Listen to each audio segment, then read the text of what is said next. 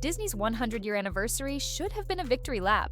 Parades, box office triumphs, nostalgic tears. Instead, it felt like a slow-motion pratfall. Marvel sequels limped, Disney Plus bled subscribers, and woke fatigue headlines clogged every entertainment feed. The mouse needed a surefire win, so it reached for its first princess, Snow White. On paper, hiring Rachel Zegler looked like genius. Golden Globe winner, angelic voice, Gen Z magnet. But applause turned to uproar before the ink dried. The real explosion, though, came from two animators in Colorado who've spent 25 years weaponizing construction paper children. Once South Park fired, Disney's delicate PR firewall disintegrated, and an already nervous studio found itself staring at a mushroom cloud. But Disney's crisis meter had been blinking red long before the cartoon cannon fired. Picture the corporate war room. Quarterly slide deck dripping red ink. Marvel's Quantumania underperforms, the Marvel's trailers stall, and theme park attendance flattens. Wall Street analysts warn that Disney's IP recycling machine is sputtering. Meanwhile, a leaked eco-audit claims the Snow White production pumped 3,000-plus tons of CO2 into the atmosphere, roughly the annual output of a small European village. Climate watchdogs pounce, tweeting side-by-side images of Snow White's green forest and grim carbon charts. Investors fret that family-friendly might be morphing into financial fiasco. Into that shaky kingdom stepped a brand new princess who would ignite the most polarized fan war of the decade. When Disney revealed that its fairest of them all would be portrayed by Rachel Zegler, entertainment outlets hailed it as overdue representation. Latino magazines cheered, late-night hosts cracked gentle jokes about dwarf diversity. Yet within hours, tradition-minded fans were posting vintage posters. Porcelain-skinned Snow White juxtaposed with bold captions like, "Name checks out." Hashtags "Nunder Not My Snow" and "Keep It White" trended simultaneously with "Finally Progress." Even stranger, 7 actual dwarfs recorded a viral TikTok pleading, "Please let us keep our jobs." Disney scrambled.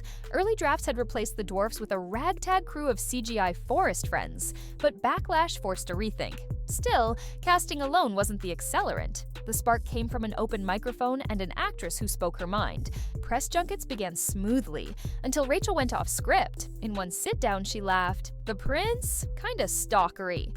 In another, she declared, "Snow White's dream isn't true love anymore, it's political power." Tonight's host froze, unsure whether to clap or cringe. TikTok editors sliced these quotes into 7-second grenades, overlaying dramatic music and clown filters. Within a week, Snow Woke amassed 40 million views. Etsy shops printed shirts that read, "Make fairy tales great again." One enterprising YouTuber cut Rachel's interviews against footage of the 1937 film, racking up 12 million views and a sponsorship from, ironically, an online therapy app. That's when Trey Parker and Matt Stone smelled blood in the enchanted water. South Park's DEI Special, a sequel to their already infamous Panderverse, aired without warning. Their cartoon Snow White barged onto sets, hijacked camera angles, and scolded the evil queen for problematic mirror privilege. Her speeches? Near verbatim riffs on Rachel's real quotes, only dialed up to 11. Viewers screen-grabbed side-by-side comparisons. The overlap was eerie. One montage, Rachel saying he's a stalker, followed by the cartoon prince sobbing into a restraining order, hit 20 million Twitter impressions overnight.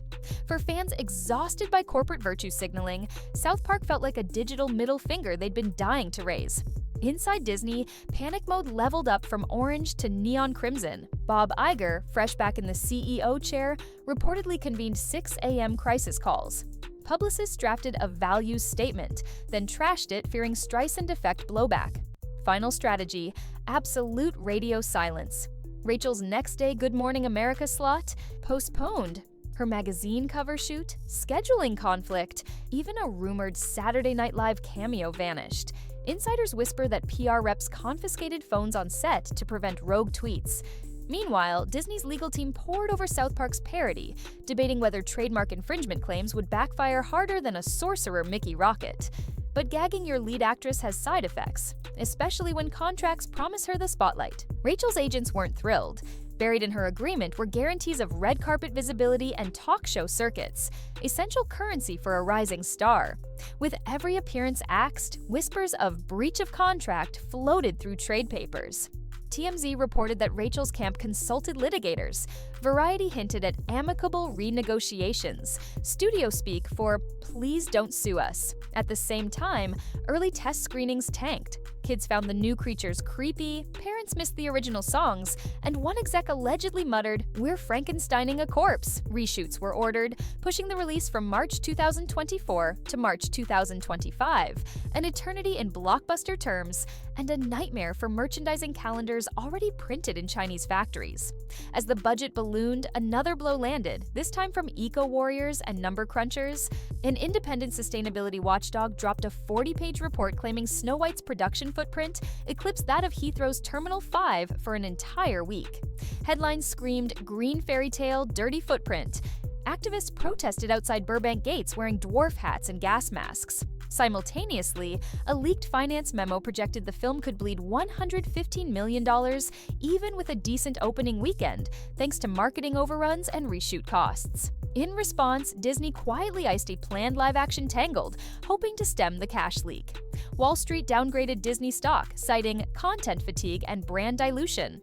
So, can any kingdom survive when memes, money, and morality collide in one poisoned apple? The debate metastasized beyond cinema.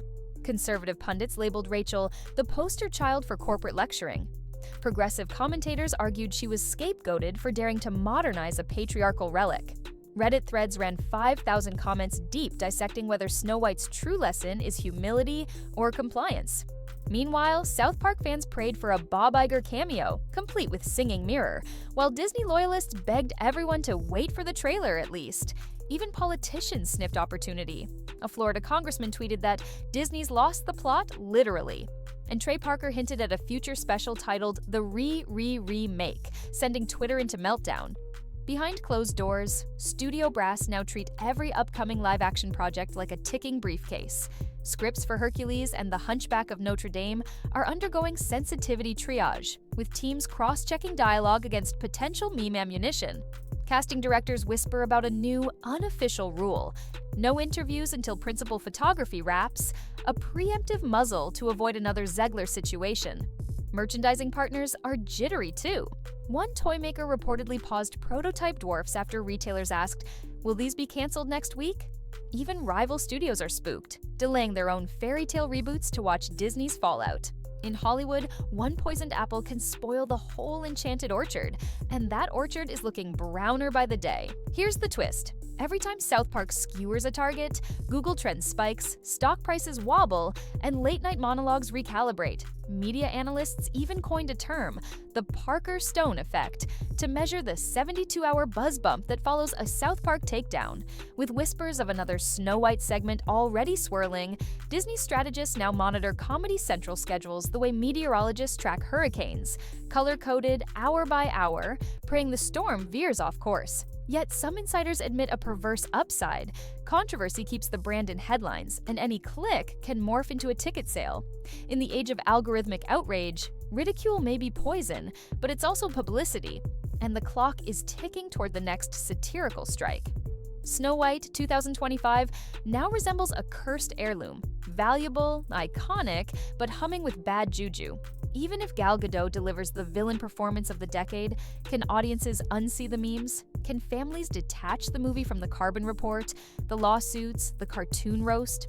Or will this become the textbook case of how nostalgia, activism, and algorithm-driven outrage can detonate a billion-dollar brand? So we toss the poisoned apple to you. Is this messy evolution a sign that fairy tales must grow up, or proof that some classics should stay frozen in their glass coffins? Sound off below, obliterate that subscribe button, and ring the bell.